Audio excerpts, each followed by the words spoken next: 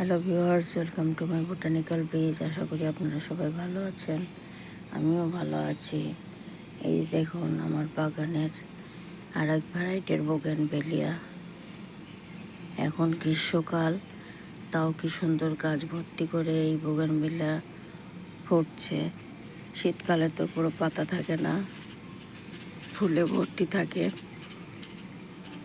এই গাছের মাটি একদম শুকিয়ে গেলে তারপরে গাছে জল দিতে হয়, তা না হলে গাছে ফুল আসে না।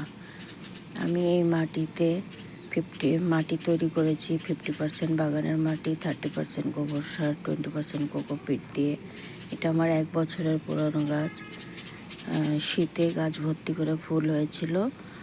এখন গ্রীষ্মকাল চলছে, তাও গাছে প্রচুর ফুল আছে। সপ্তাহে সপ্তাহে নিম তেল স্প্রে করে দিই, আর সপ্তাহে সপ্তাহে খোল ভেজানো জল দিই।